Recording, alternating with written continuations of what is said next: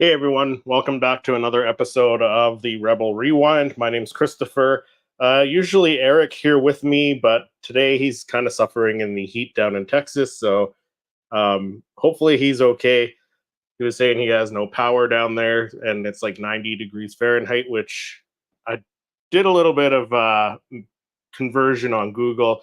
It's about 32 degrees Celsius, which we were we were about 32, 33 degrees Celsius up here today. So uh pretty hot everywhere it seems like. Let me know in the comments where you guys are and what the temperature is out there, because it's a hot one. I had a pretty hot day at work. So hopefully Eric gets his power back and his internet back at some point, and maybe we'll see him this episode, and if not, we'll definitely have him back next episode. But we do have a lot to discuss on this episode again. But let me know in the chat, how are you liking the acolyte so far, or are you liking it? Maybe you're not liking it now. But we did have episode 6 last week, and we have another episode coming up tonight at 7 and little less than half an hour, so that's cool.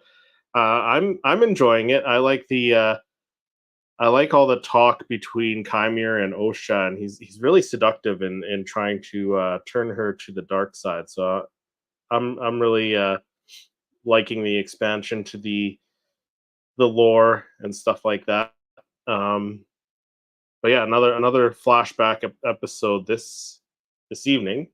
Seems like, because the director is the same as the episode 3 director, and that should be cool because we should get some Wookiee Jedi action as he attacks Torben for whatever reason that happens. So we'll have to wait and see with that. Um, but exciting to have another episode again. And we'll take a look at the title later.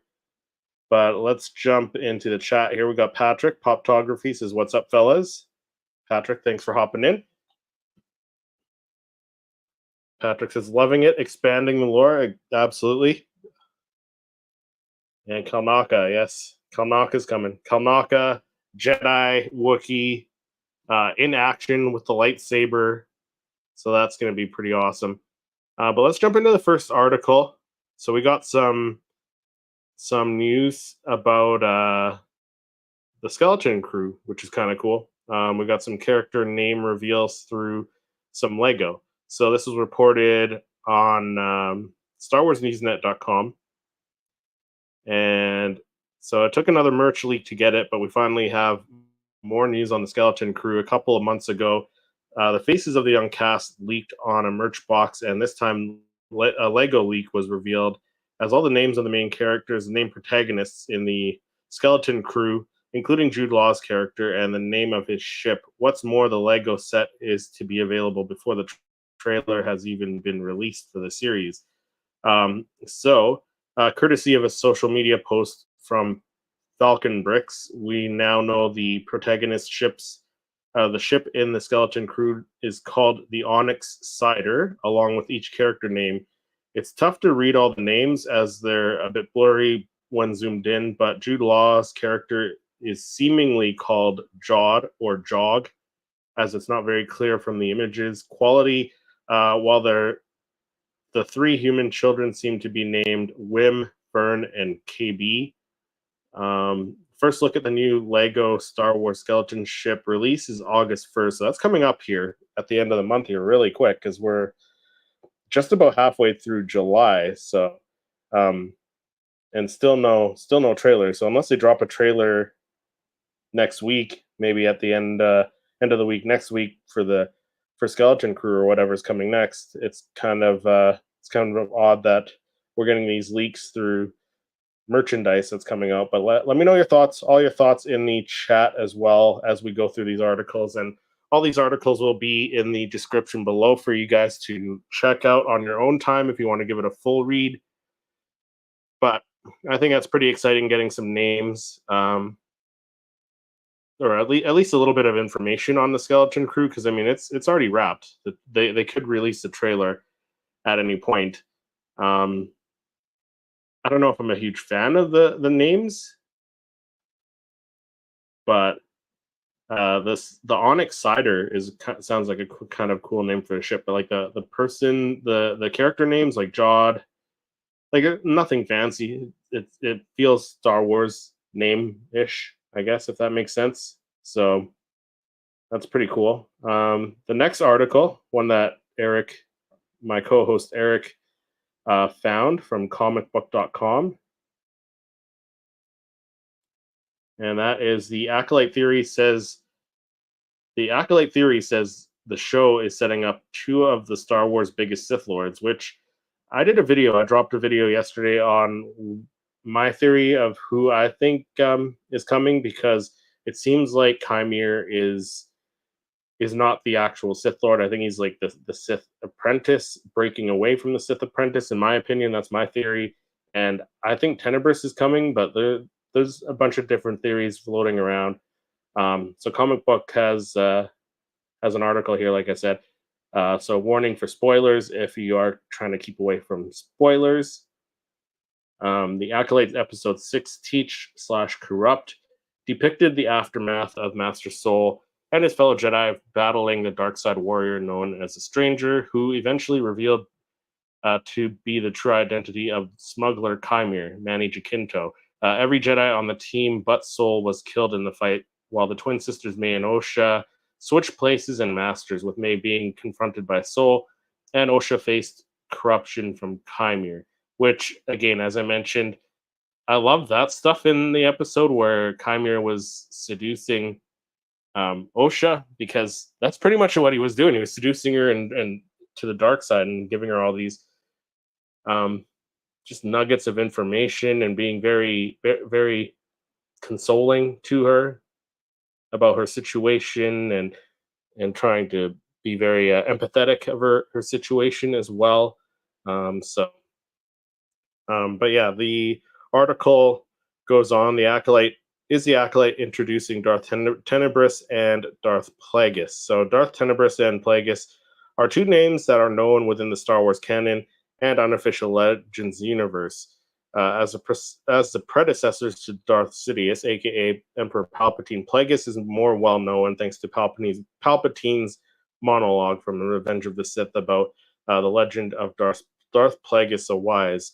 The Acolyte in Episode 6 revealed an unknown planet, which the design seemed like it looked a lot like Octo. So like when I saw the trailers, I thought it was Octo. I think a lot of other people were thinking it was Octo, and that would have been a nice tie-in to the sequels.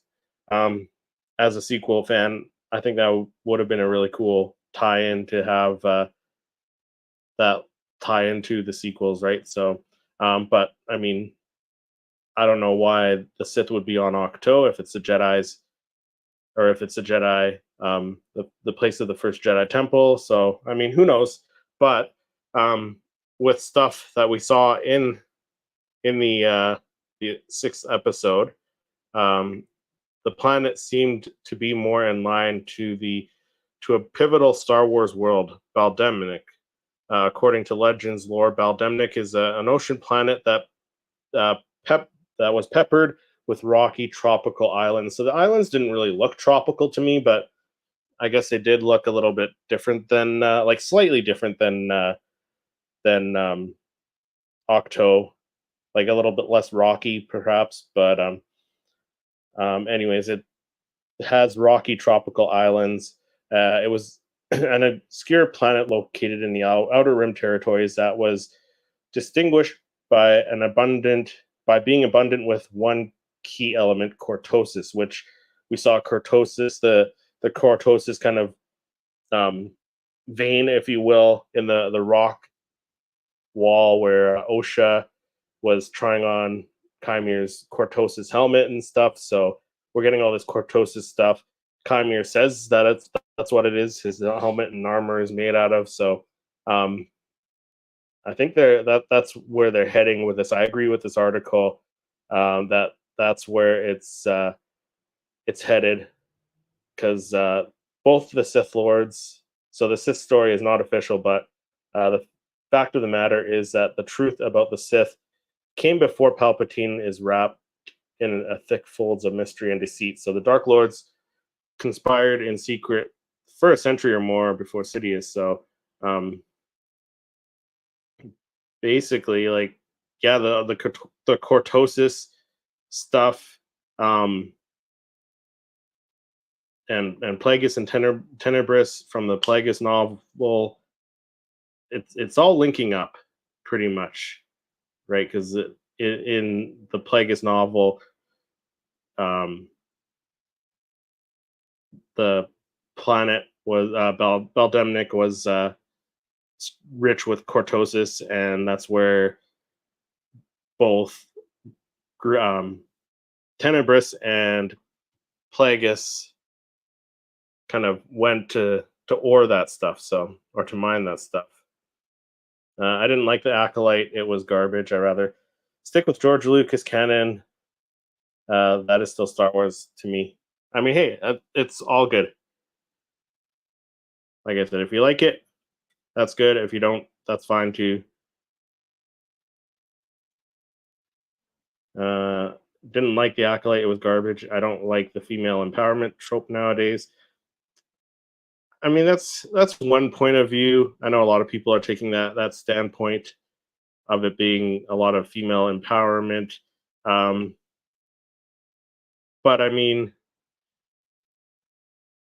it's I think it's a good show. A lot of other people think it's a good show and see past the them bringing quite a few female main characters. But I mean, really, the Osha, May, and Soul are like the three main characters. So like, I don't know. It's not they're not going overboard with pushing female empowerment, in my opinion. But then on to the next article there.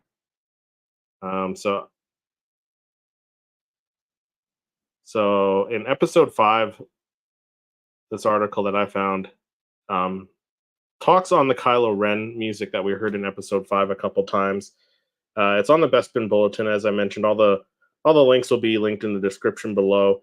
So Leslie Headland can't comment on why Kylo Ren's theme was featured in Star Wars: The Acolyte Episode 5 and also in Episode 6. There were little bits of his theme in Episode 6, especially if you listen, if you go into the credits a little bit, it plays Kylo Ren's theme.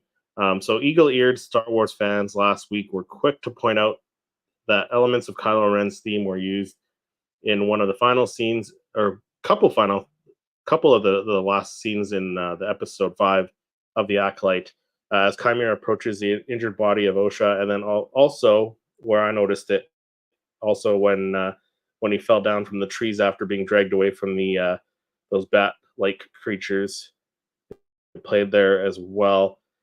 So Leslie said it's there on purpose, but I can't tell you why, and I can't go into what it is, but you shall see. So I also did a theory on what I thought that was. I think it's hinting towards Chimere potentially becoming one of the first knights of Ren, or the very first knight of Ren, really. Just because the music and also how he looks. He looks like the character of Ren from the Rise of Kylo Ren comic books. So that that's my theory about that. And I guess we'll have to wait and see till the series is finished next week, which is crazy because it feels like we just started the Acolyte. We'll have to wait till next week to see what the Kylo Ren stuff is all about. But that's what my theory is. I've seen other theories online that the Kylo Ren music is just there because it's hinting at the Force Dyad, but I think the Force Dyad thing was kind of was a little more upfront. I think, especially during the third episode with all the witches and stuff, I feel like that's what the whole power of two and them being created, um, being manipulated, the Force being manipulated to create their birth and create this dyad. I think that's what that is. But let me know what you think in the chat if you have any thoughts on all of this stuff. Brandon, what's Gucci, my man? Hey, Brandon, thanks for hopping in.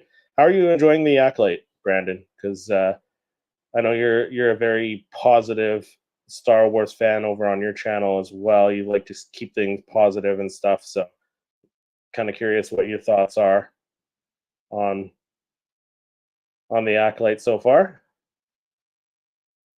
Um, yeah, I guess only time will tell what connections Chimere has to Kylo Ren, and hopefully those connections will be revealed during this season of the Acolyte, as the second season uh, is not a given, and past comments from Leslie Headland. So I guess we'll see. Hopefully that's something that will be revealed this season, and I'm kind of hoping we get a second season personally. So. But on to the next article. So the next article, again, one that my co-host Eric pulled up. So this one from ScreenRant.com, the Acolyte episode 6, Sith helmet scene may be more important than we realized, is what this article is saying. So Chimere, the stranger's helmet in the Acolyte, may have a connection to a formidable Sith Lord, again, which could have grave implications for Osha's future. The Acolyte episode 5 revealed that it was May's accomplice, Chimere, who was really the man behind the mask. Although several hints had already been dropped regarding his identity, his transformation was nevertheless shocking, as he went from seemingly harmless sidekick to a cruel killer. However, episode 6 developed his character even further, specifically through all his interactions with Osha. After taking Osha off Kafar, Chimere brought her to his remote island, currently only named Unknown Planet, with the intention of turning her to the dark side. While this at first seemed far-fetched based on how devoted Osha was to the light side, she surprisingly became tempted throughout the episode, which I thought was great. And we saw little hints of darkness throughout the previous 5 episodes as well. So, but Chimere's helmet may possess the same powers as Darth Maul's.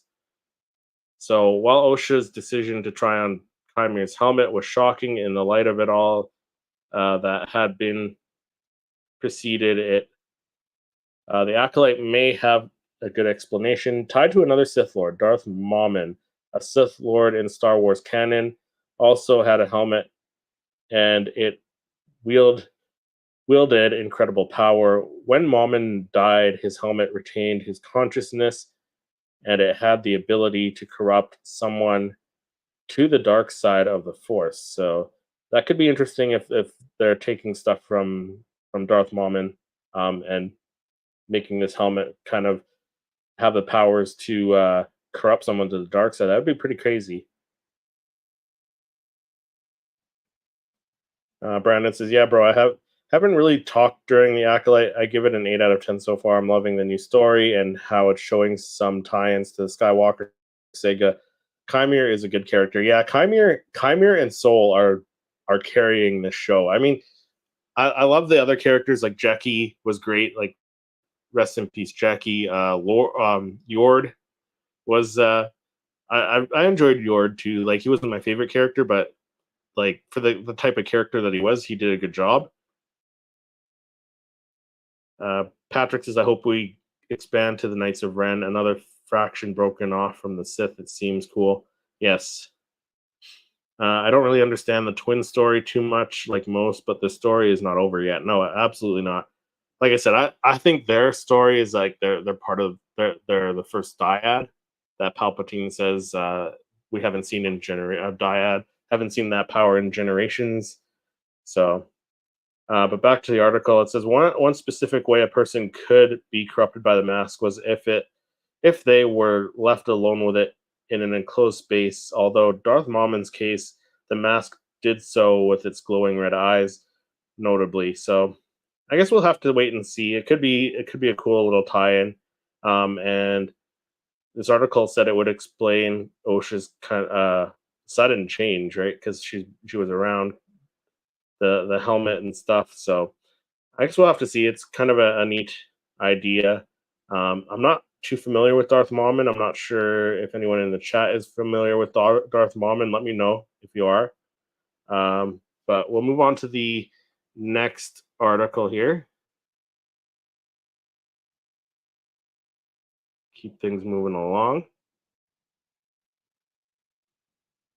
So this one was on Comic Book Movie, and this was I saw this there, and it says that Madam Web star Sydney Sweeney is reportedly being eyed to play a Jedi in an upcoming Star Wars project. So the image here and the article is kind of hinting that maybe she could be cast as Mara Jade, which would be cool. It would be cool to get Mara Jade in canon.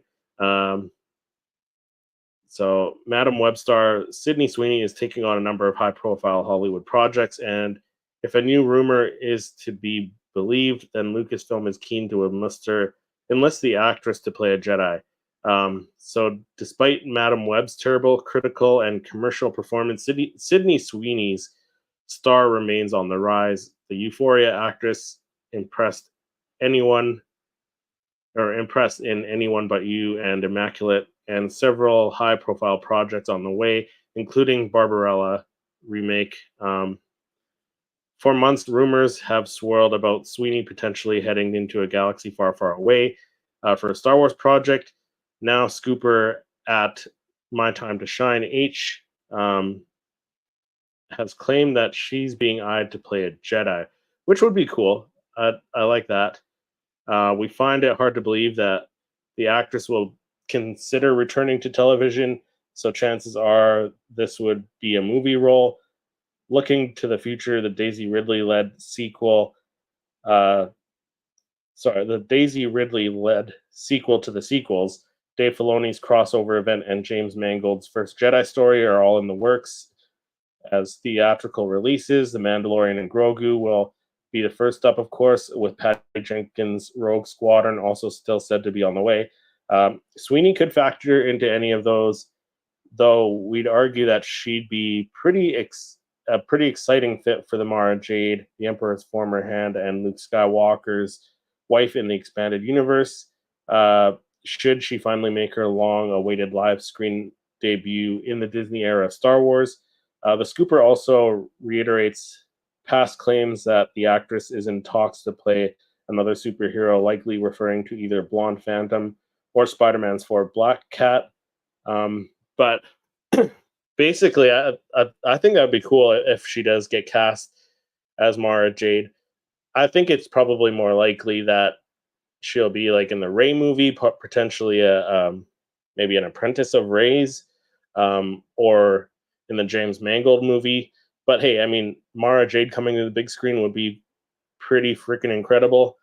I don't know how they would tie that in, because in canon, Luke doesn't have a wife. So, I mean, unless they give us a little bit of backstory into that, maybe they make Mara Jade that kind of tombstone looking rock in the Force Awakens that we see in the Force Awakens on the cliff with Luke Skywalker, because a lot of people were speculating that was Mara Jade's tombstone. Who knows? They could make that canon. So I guess we'll have to wait and see. But I think she would make a terrific Jedi. Either way, whether she's Mara Jade or a different Jedi, like I said in the Rey movie, I don't think Mara Jade will be canon as Luke's wife. He told Grogu he cannot give in to attachment as a Jedi. That's true. So, more than likely, it's probably in the Rey movie if she is actually being looked at to be a Jedi in an upcoming Star Wars project. So I guess we'll just have to wait and see. But that could be exciting for the Star Wars universe. Either way, very, very cool. So next article, another article found by my co-host Eric here. So this one came from the Direct. So the Acolyte just teased Soul's Darkness and Secret. So 5 episodes into the High Republic era Star Wars series, fans have been introduced into a whole new swath of force-wielding characters, both good and bad. While each member of the cast, including Master Soul, has their own story and motivations, they're all tied to the show's central pair of twins, Osha and May, 2 sisters who were separated at a young age due to a mysterious fire on their home planet of Brendok. So a dark secret is teased in the Acolyte. So fans are rabid with speculation following episode 5 of the Acolyte, the latest entry in the ongoing Star Wars series, that hinted in a potentially massive dark secret being held by Jedi Master Soul. So Soul, played by Squid Game star Lee Jung Jae, has been seen as a fairly sympathetic character thus far in the series, serving as the one master to Amandla Stenberg's Osha. He also, quote unquote, saved the young girl from the devastating fire where she thought she had lost her twin sister May.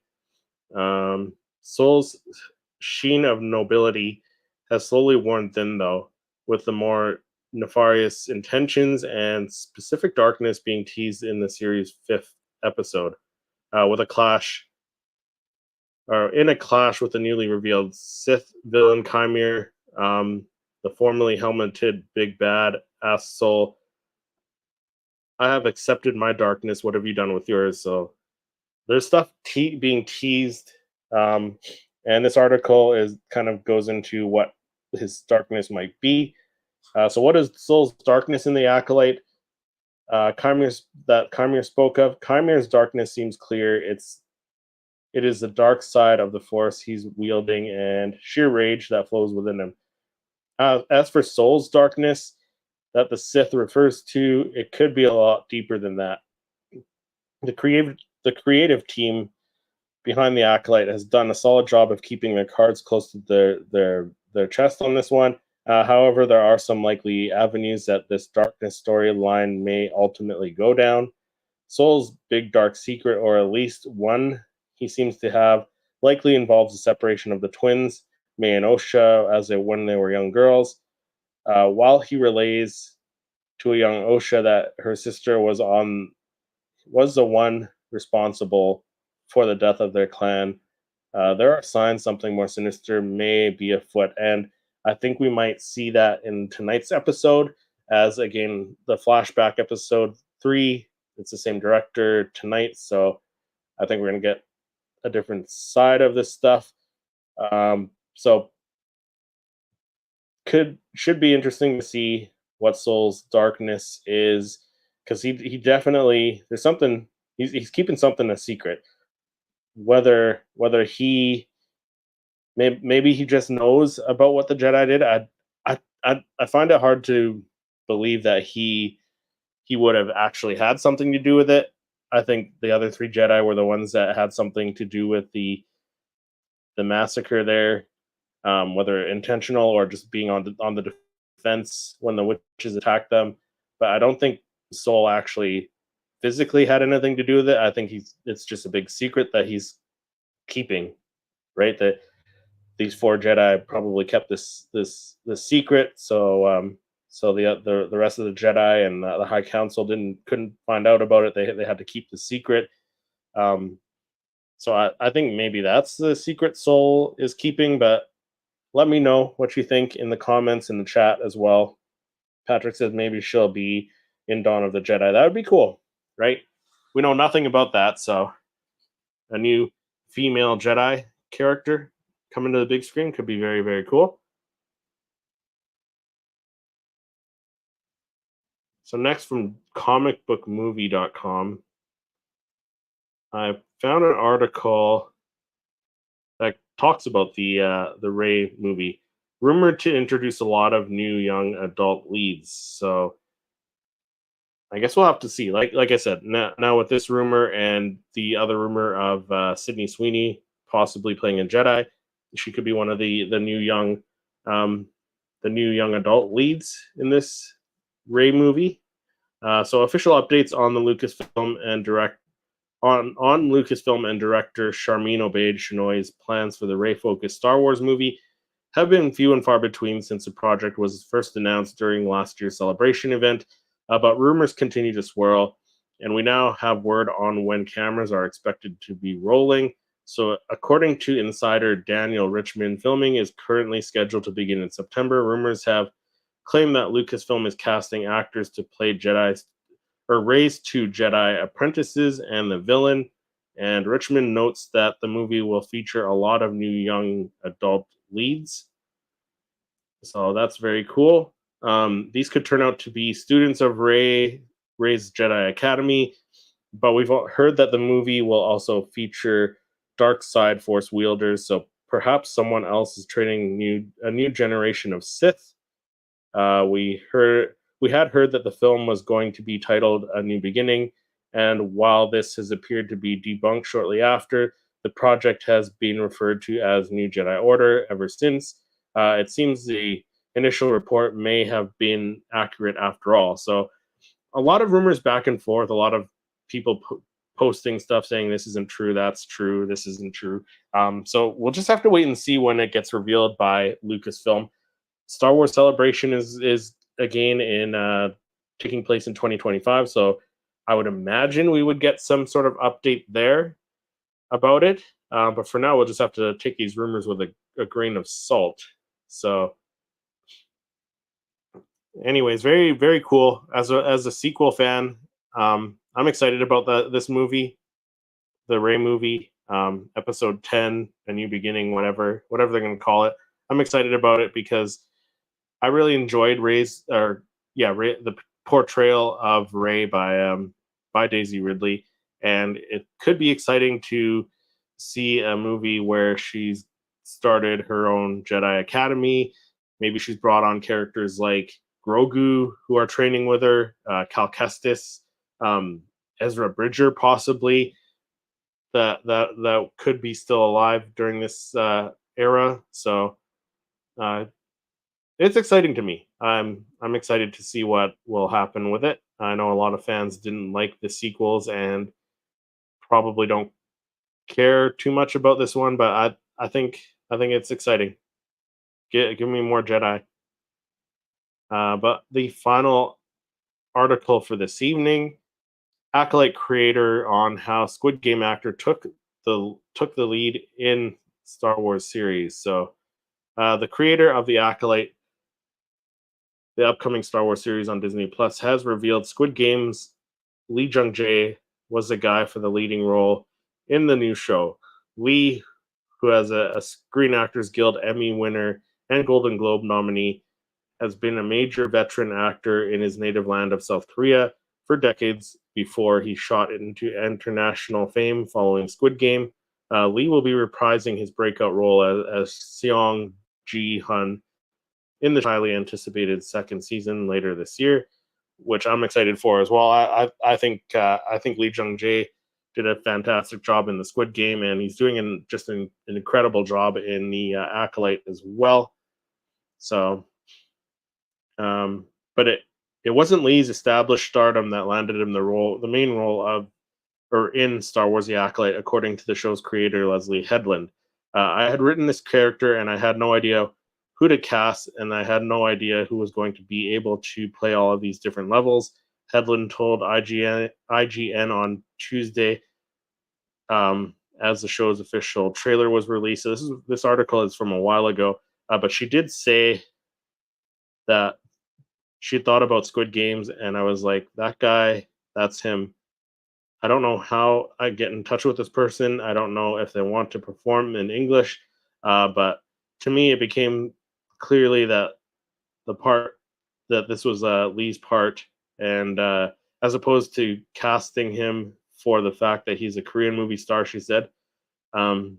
So I've been enjoying Lee Jung-jae in this role, and just the fact that he learned English for this role speaks volumes. And I've said that a few times. It speaks volumes that he learned English and just to be in Star Wars. Because like I've seen articles saying that Lee Jung-jae is a Star Wars fan. He kind of based his character off of Qui-Gon Jinn. So I love that. Like, just to be in Star Wars, he learned English, and he's phenomenal in it. Like, Lee Jung-jae and Manny Jacinto are probably my favorite two. No, they are my favorite two characters in the show, and I feel like they're carrying the show. I really hope we get a second season. Let me know what you guys think. Do you think we'll get a second season or not? There we go. Got my co-host Sire Speed in the chat. Hey, fellow Rebel and friends, in the comment, Christopher, you're doing a great job holding it down. Unfortunately, the power company hasn't turned my power back on. That's too bad, man. Yeah, it's pretty hot here too. And my wife was telling me that there were some places out here on the outskirts of the city here that lost power because of the heat up here too. So um, it's too bad. It's too bad that you couldn't join us. But next week, I look forward to chatting with you about all this stuff. I'm on my spotty cell service. To pop in a sec. I'll be in next week at full power. I know, and you told me you lost power, and I was like, oh man, I wanted to download a clip of Palpatine Unlimited Power for you. So, but I had a long day at work, so I didn't get that clip uploaded. So maybe I'll try and get that clip uploaded for next time for your return. Unlimited Power. Poppin', not poo. Yeah. He's such a likable person. Yeah, Soul is. Yeah, I think he's doing a fantastic job. Just incredible. I'm really excited about the episode. But that's the articles for this week. Kind of a little bit quicker episode. Since it is myself going through them. But again, let me know in the comments what you think of all this Star Wars news. I'm pretty excited for Sydney Sweeney to join the Star Wars universe, whether it's as Mara Jade, which I don't see that very likely. I mean, it could happen, but um, I don't see that as a very likely option. I think probably the Ray movie, but either way, that's a very cool addition to the Star Wars universe if she does get cast as a Jedi. So let's see what the next title of the episode for tonight is. I'll take Palpatine to over. I'll take Palpatine to take over my power company. LOL. Right. So yeah, let's see what the tonight's episode is, because it popped up here. Choice. Ooh. So look at that thumbnail too.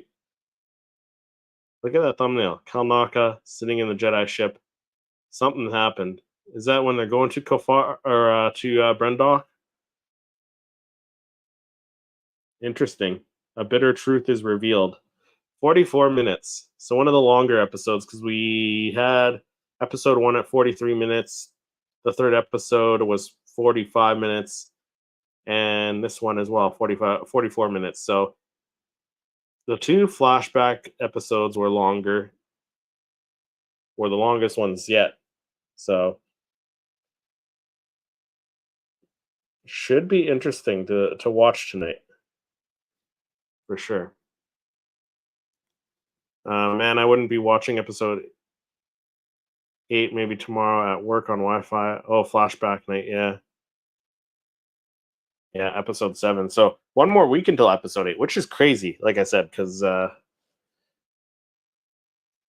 episode 7. Yeah, it's episode 7 tonight. So episode 8, the last episode is next week. So like I said, that's just crazy because I feel like we just started this journey, and now it's just pretty much coming to a close. So hopefully we have a trailer dropping for Skeleton Crew, just because we have these couple leaks with the characters being revealed on the